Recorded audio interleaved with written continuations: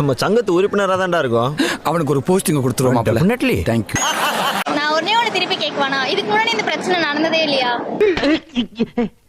அது மாறும், இப்பதானே வந்திருக்காரு, அதுக்குள்ள என்ன வரட்டும். இன்னும் 5 வருஷம் இருக்கு, 5 வருஷத்துக்குள்ள என்ன வேணா மாறலாம். அப்படி சொல்லி தங்கம். சண்டை சச்சரவு கேஸ் லோட்டு லூசுக்கு ஏறது இறங்குறது லிஸ்ட் பெருசா போய்கிட்டு இருக்கு. இந்த வேலைக்கு தமிழ்நாட்டுல கரப்ஷன் கட்டுக்குள்ள வருது அப்படிங்கறதுங்க ஒரு நாகரிக குடிமகனாக வெரி வெரி ஹாப்பி. அந்த தங்கத்தை தூக்கின்னு வாங்கடா. ஃபைனலி ஏதோ ஒரு இடத்துல யாரோ ஆரம்பிச்சிருக்காங்க. Only one. சூப்பர். அவங்க வெளிநாடு போனாலும் இந்த தில்லாலங்கடி திருட்டு முட்டாள் கழகத்தை எங்கே வச்சுக்க மாட்டாங்க. ரைட் விடு. இந்த கிளி கிளிக்கிறாள் எந்த ஒரு காரியா இருப்பா. போலாம் வரலாம் ஊரத்தெல்லாம் வரலாம், ஆனா ஸ்டாண்டர்டா இந்த நாடோடி நாய் இங்கதான் வரும். வேற வாய்ப்பே இல்ல. இந்த ஊருக்குள்ள அவங்களுக்கு இந்த செய்தியை கேட்க அவங்களால முடியல. ஐயோ பேசாம தூங்கி இருக்கலாம். கட்சி வேலைக்கு ஒரு 3 பேர் வேணும். நீ வா நீ வா நீ போ. இரும்பட்டைக்கு ஒரு 3 பேர் வேணும். வளர்ந்தவனே நீ வா. ஏய் பச்சலுங்கி நீ வா. நாங்க எங்க ஆட்சியில பார்ட்டி ஃபண்ட் வாங்க கிடையாது அப்படின்னு நீங்க ஒரு ஸ்டேட்மெண்ட் மட்டும் நீங்க கொடுங்க. அது இருந்துச்சு, சட்டசபையே அதிர்ற மாதிரி பிரச்சனை பண்ணாங்க. உள்ள நெருப்பமா இருக்குண்ணா, சேட்டம் உள்ள மாட்டினா தெரியும்ல. என்ன ஆதாரம் இருக்கா, ஆதாரம் இருக்கான்னு, ஆதாரம் இருக்கான்னு எல்லாத்துக்குமே தெரியும். நாங்க இதை ஒத்துக்க மாட்டோம். ஆமா ஒத்துக்க மாட்டோம். ஊடகத்துக்கு தெரியும், மக்களுக்கு தெரியும், ஓட்டு போட்ட அனைவருக்குமே தெரியும். நான் ஒன்னே ஒண்ணு இந்த மேடை மூலமா அவர்கிட்ட சொல்றேன். எனக்கு என்னடா தெரியும், கேளுடா. நீங்க உங்களுக்கு உண்மையாலுமே திராணி இருந்ததா? அதெல்லாம் கிடையாது. திராணி இருந்தா, தைரியம் இருந்தா, அறிவு நேர்மை இருந்தா நீங்க ஒன்னே ஒண்ணு மட்டும் சொல்லுங்க. அது இந்த ஜென்மத்திலேயே நடக்காதா? சும்மா இருக்க மாட்டா. நாங்க எங்க ஆட்சியில பார்ட்டி ஃபண்ட் வாங்க கிடையாது அப்படின்னு நீங்க ஒரு ஸ்டேட்மெண்ட் மட்டும் நீங்க கொடுங்க. டேய் இவன் வேற என்னை ரொம்ப டார்ச்சர் பண்றான்டா. நிறைய நபர்கள் என்ன வந்து டைரக்டா நீ 30 கோடி தரேன், 50 கோடி தரேன், 100 தரேன், இல்ல அதையும் தாண்டி தரேன், நீங்க வந்து திமுக வந்துருங்க, இல்லன்னா உங்களை வந்து இப்படிதான் நாங்க பண்ணுவோம். இது தென் மாவட்ட அரசியல். ஓ அப்படியா விஷயம். கிட்டத்தட்ட தமிழ்நாடுக்குள்ள 100 பணக்காரங்க இருக்காங்கன்னா அதுல 60% திருநெல்வேலி மாவட்டம் தூத்துக்குடி மாவட்டம் தான் இருக்காங்க. அதனால தென் மாவட்ட அரசியல்ல நீங்க வந்து கீழ இருந்து ஒரு ஏழ்மையில இருந்து வந்துட்டீங்க. ஏன்னா நான் இப்ப நான் படுற பாடு இந்த ஏழ்மையில இருந்து வந்ததுனால தான். நீங்க அடிமட்டத்துல இருந்து நான் ஒரு எம்எல்ஏ ஆனதுனால என்ன வச்சு என்னென்ன பண்ணணுமோ அவ்வளவு கஷ்டத்தை உண்டாக்குறாங்க. யாரு நான் தான். அதாவது இந்த நம்ம கடந்த இந்த 50 நாட்கள் விஜய் அவர்களுடைய இந்த 50 நாட்கள் அரசியல் ஆட்சி எப்படி இருக்கு சார்? கேள்விப்படக்கூடிய விஷயங்கள்லாம் ரொம்ப ஆறுதலாகவும் மகிழ்ச்சியாகவும் நிறைவடைக்கக்கூடியதான் இருக்கு. நீ நல்லா வருவடா குண்டு பையா, நல்லா வருவ. நம்ம வந்து ஈபில வந்து ப்ரொமோஷனை 10 பைசா இல்லாம கொடுத்தாங்க. அது வந்து அந்த காலத்துல வர வேண்டிய ப்ரொமோஷன் தான். ஆனா ப்ரொமோஷன் வேணும்னா சொல்லி 1 லட்சம் ரூபாய் கொடு, இல்ல நான் நிறுத்தி வச்சு சொல்லிருக்கலாம். அப்படி இல்லாம கூட்டு வச்சு கொடுக்குறாங்க. எனக்கு தெரியும்.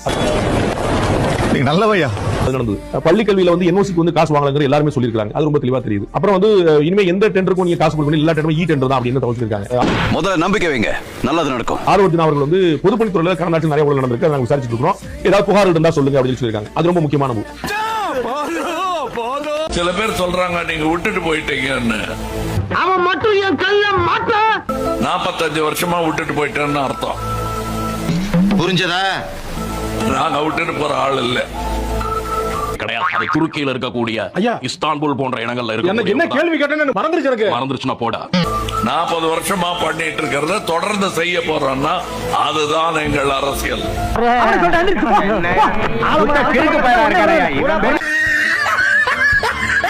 புரிஞ்சு போச்சு, எனக்கு புரிஞ்சு போச்சு. அந்த அதிகார போதைன்றது நம்ம ஆட்சிக்கு வரன்றதை தாண்டி யார் ஆட்சிக்கே வந்துடவே கூடாதுன்ற ஒரு விஷயத்துல வந்து கான்சியஸா இருக்கிறாங்கன்னா காரணம் என்ன? அது காரணம் என்ன? காரணம் அவ்வளவு ஊழல் இதெல்லாம் வெளிக்கொண்டு வந்துருவாங்க. அப்ப காலங்காலமா நம்ம மட்டும்தான் இருக்கணும். கரெக்டா கேக்குறாயா? குடும்ப அரசியல், வாரிசு அரசியல் இருப்பதும் சரி, கூட்டணி கட்சிகளை பேரம் பேசி அவர்களை திட்டமிட்டு அழித்து இந்த கட்சியுடைய வளர்ச்சியை வந்து காலி பண்ணி ஏன்னா அந்த ஆலமரமாக நான் மட்டும் தான் நிப்பேன்னு சொல்லிட்டு தான். இல்ல கட்டுமரத்தையே தூக்கி கடல்ல போட்டான். நான் அப்படியே ஷாக் ஆயிட்டேன். ஆலமரம் ஏமாத்தறோம். அப்போ முழுக்க ஆலமரத்துடைய வேரை இனி வந்து அசைக்கக்கூடிய வேலையை ஆடி மாசம் காத்துல அம்மியே நகரணும் பொழுது இனி பாத்தீங்கன்னா ஆலமரமும் சேர்த்து வேரோடு புடுங்கப்படும். சும்மா ஜாலிக்கு பண்ணனே. இது ஜாலியா? இது ஜாலியா? அவர் மிஸ்ஸால போனார். யார் சொன்னது? யாரு? நான் தான். ஒரு வருஷம் விசாவில் அடைக்கப்பட்டு சிறையில் இருந்த நேரத்தில் இந்த ஜென்மத்தை மட்டும் தனி ஜெயில கொண்டு போய் அடைங்க, மத்த கைதிகளோட சேர்த்துறாதீங்க, அவங்க எல்லாத்தையும் கருத்து வச்சிருவான். அந்த சிறையில் இருக்கக்கூடிய தோழர்களை எல்லாம் காலக்கடி எடுத்து வந்துட்டான். அந்த குடும்பத்தை சார்ந்திருக்கக்கூடிய உறவினர்கள், பெற்றோர்கள், பிள்ளைகள் வந்து என்ன போலாம் போட்டுட்டியேடா. மிஸ்ஸா காலம் என்பது வேறு. நல்லா புரிஞ்சுங்க. மிஸ்ஸால போல அன்னைக்கு பார்த்து பள்ளிக்கூடம் தோப்படி இடிஞ்சு போச்சு. அவசரமா இருக்குன்னு எங்க அப்பச்சி பள்ளிக்கூடத்துக்கு என்ன அனுப்பல. எங்க தாத்தா கூட வெள்ளக்கார காலத்துல ஜெயில இருந்தா இருப்பா. அப்படியா? ஆமா. சுதந்திர போராட்டத்தை தியாகம் பண்ணாரா? இல்லையா, பிட் பாக்கெட் அடிச்சாரு, அட்டவம் பொண்டாட்டி கூடிய நகையை பிடிச்சி அறுத்தாரு, ஊடு பூந்து திருநாரு. ஆனா வெள்ளக்கார காலத்துல நீ மொட்டையா சொல்லிட்டு போனீங்கன்னா என்ன அடி. திமுக தானே பெருமையா மிஸ்ஸா காலத்துல மிஸ்ஸா கொடுமை எதிர்த்து ஸ்டாலின் சிறையில இல்ல. Hello TV. அவர் மீது ஒரு சில பிரச்சனைகள் இருந்தது, அதை நான் சொல்ல விரும்பல. சொல்லவான்னு எல்லாத்தையும் சொல்லிட்டியே. கடல் நீரை குடிநீராக்கும் திட்டம் விரிவாக்கம் செய்யப்படக்கூடிய நிலையில் அந்த திட்டத்தை ஆய்வு செய்வதற்காக முதல்வர் விஜய் வந்திருக்கிறார்.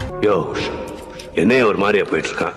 கடல் நீரை குடிநீராக்கும் திட்ட விரிவாக்கம் தொடர்பாக முதல்வர் விஜய் ஆய்வு மேற்கொள்கிறார். என்ன அது மார்கழி வாங்கியிருக்காங்க. மாமல்லபுரம் அடுத்த நெம்மேலி பகுதியில் அமைக்கப்பட்டுள்ள நிலையங்களில் முதலமைச்சர் விஜய் ஆய்வு மேற்கொள்கிறார். இது நல்ல விஷயம் தானே. தமிழ்நாடு அரசு போக்குவரத்து கழகத்திற்கு புதுசா 2000 மின்சார ஏசி பேருந்துகள் வாங்குவதற்கான டெண்டர் தற்பொழுது பேசி வருவதாக. ஐயோ எனக்கு ஒண்ணுமே புரியலையே. டெண்டர் எப்ப ஆரம்பிக்கிறாங்க, மேலும் இதனால மக்கள் அடையக்கூடிய பயன் என்னவா இருக்கும்? ஆண்டாண்டு காலமா பரம்பரை அடமொழியோட வாழ்ற குடும்பம்டா. உங்க ரோல் மாடலை இன்ஸ்டாகிராம்ல தேடாதீங்க. பெரிய கவர்னர். பொழுதுபோக்கு வாழ்க்கையின் ஒரு அங்கம் தான், அதுவே வாழ்க்கை இல்ல. புண்ணாக்கு சொல்லுவீங்க, அதை நான் கேட்கணும். அதானே சுருக்கமா சொல்லணும்னா, நீங்க ரீல்ஸ்ல பார்க்கறதெல்லாம் ரியாலிட்டின்னு நம்பிடாதீங்க. என்ன அப்ப இதெல்லாம் பொய்யா? லைக்ஸ் வியூஸ்ல கெத்து இல்ல.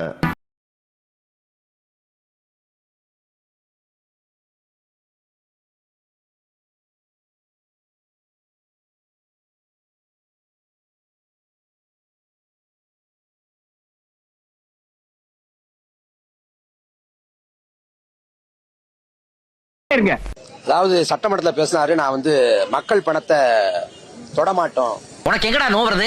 தொடவும் விட மாட்டோம், தொட்டவங்களையும் விட மாட்டோம் அப்படின்னாரு. அதுக்கு என்னங்கிறப்ப அதிமுக வந்து ஊழல் சக்தி அப்படின்னு விஜய் வர்ணிச்சாரு. அதிமுக ஊழல் சக்தி எப்படி?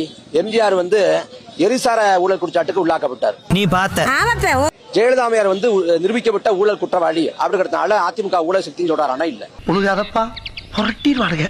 அவர் சொல்றது எடப்பாடி பழனிசாமி ஆட்சி காலத்தை தான் ஊழல் ஆட்சி காலம் சொல்றாரு. அதை வச்சுதான் ஊழல் சக்தி அப்படின்னு சொல்றாரு. இவனை என்ன பாக்குறீங்க? இவன் ஒரு பிச்சைக்கார பையன். 10 பைசா தான் போட்டான். பிச்சைக்கார பையன். தம்பி 10 லட்சம் கோடி கடனுல நாடு, இதுல இலவசம் வேற பெருவெக்க கேடு. வெரி குட், நல்லா கேட்ச் பண்றீங்க. பாக்க சகிக்கல சனம்படும் பாடு, இத வளர்ச்சின்னு வாய்கிளிய போடுறான் போடு. நாங்க போடுற ஓட்டு விஜய்க்கு தான். என்னம்மா ஏதி சக்கம்மா. ஜெய் ஜக்கம்மா. கெட்ட காலம் பிறக்குது. நாடு நாசமா போகுதே நியாயம்மா. அப்படி நல்லதா பேசி பழகடா.